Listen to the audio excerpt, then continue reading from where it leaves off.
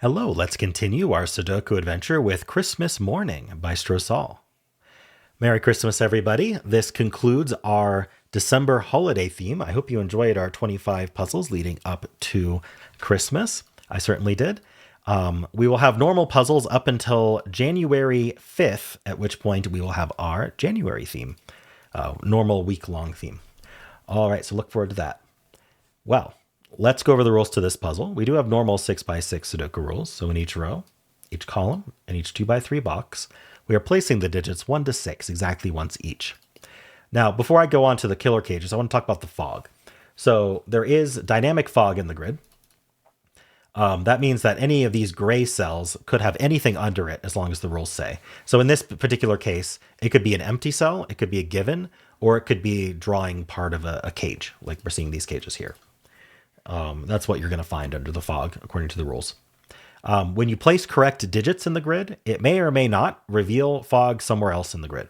This is determined by the setter of the puzzle. In this case, determined by Strosahl. So some reveals won't, or some correct digits won't reveal any fog, and some correct digits will reveal fog in wherever the constructor wanted. All right. In addition to that, we do have killer cages in the grid. So digits in a cage sum to the value in the top left. So when we say top left, that means that it is, the clue is always, if you go to the topmost row of the cage, go to the leftmost cell in that topmost row, and that will be the clue. It is not the topmost cell in the leftmost row. It is the leftmost cell in the topmost row. So for example, if this cage were to do this, that would not be allowed because this cell should have the clue in it in the top left. Because you go to the top row of the cage and you take the leftmost cell of the top row. However, we could do something like, we could draw a cage like this. That would be fine because even though this is lefter than this, it's not in the top row, so we don't care. All right, so that is kind of how cages are drawn. And then the clue in the top left is the sum of all the digits in the cage, and the digits in a cage cannot repeat. All right, and that's it. Those are the rules. There's a link in the description if you'd like to try the puzzle yourself, and I'm going to get started right now. All right, this is a 2 because it is a single cell, summing to 2. That revealed a 9 over here. So 9 is either going to be 4, 5, or 3, 6. We don't know which yet. So I guess we have to think about this 5 cage. Right, okay, so it's clear from where the dotted lines are. The 5 cage has to grow because it's not fully caged off yet.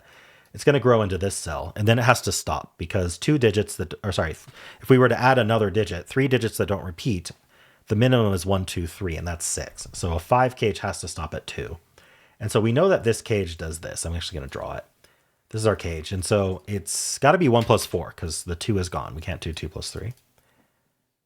And now if you look at the roping here, this 1, 4 pair looks in here. And so these 3 cells here need to contain a 1 and a 4 in order for 1 and 4 to go in the box. That's kind of what our roping is.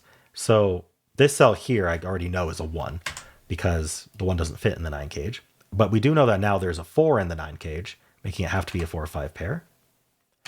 Now that it's a 4 or 5 pair, that means there's a 5 up here. All right, and then this is 2, 3, 6. That makes this a 3, 6 pair. We revealed this 9 and this 8. Okay, 8 can't be 1 plus 7. It could be 2 plus 6. And it can't be 3 plus 5 because the 5 is gone. And 4 plus 4 would repeat the 4. So this 2, 6 pair makes this a 3. Reveals a 7 cage down here. That's a 3, 4 because 1 and 2 are gone. All right. What are these 4 digits? These are the 1, 2, 5, 6. Doesn't seem to do anything. I think we have to think about this 9 cage. So it looks like there's 2 cases here. Oh, wait, hold on. Let me get this 5, 6 pair up here first. Yeah, because now we know there's no 5 or 6 up here. So this is 1, 2, 3, 4. How does that help us? So if this is a 6, clearly this needs to be 1, 2, because there's 3 left. The only way to add to 3 is 1, 2. So if this is a 6, this is a 1, 2. If this was a 3, these need to add to 6, which could only be 2, 4 with what's left. So there's always a 2 up here, meaning there's no 2 here, and this isn't a 2. So that's 6, that's 2, that's 5, that's 6. All right, we've revealed an 8 cage down here. Replace that 6. So you cannot put a 6 in an 8 cage. So the 6 ends up here. That's 3, that's 6. This is not a 3. Oh, this is 6, this is a 1-2 pair. Making this the 3 and this the 4. That's 5 and 4. That's not a 5. Oops, just this one. That's not a 5. All right, we have an 8 cage here. It's really all we have to think about. Let's do the roping here. This is a 3-4 pair. This is a 1-5. All right, if this was a 5, then the remainder of the 8 cage. By the way, the 8 cage is either going to do this or this. That's the two options. You can't do 8 and 4. Not that we have anywhere to grow anyway, because we can't overlap our 5 cage. So we're either 2 length or 3 length. If this is a 5, then the rest of the cage adds to 3. So this would be exactly 5, 3 vertically. If this was a 1,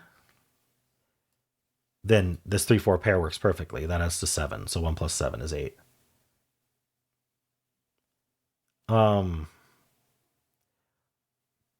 But this cell would not be able to be the 4.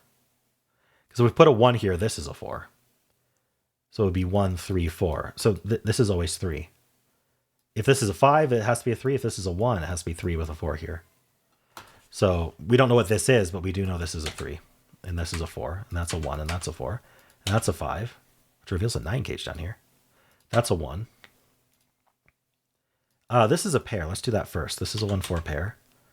So 9 can't be 4, 5. So it has to be 3, 6. This 3 tells us that's 6. That's 3. Because there's 2 and 6 here. That's 4 and 3. That's 1 and 4. This is 2, 5 and 1. This is 2 and 1. And then over here we need 2 and 5. That's 5, that's 2. And we're done. Neat puzzle, Strosahl. That last step was a little sticky.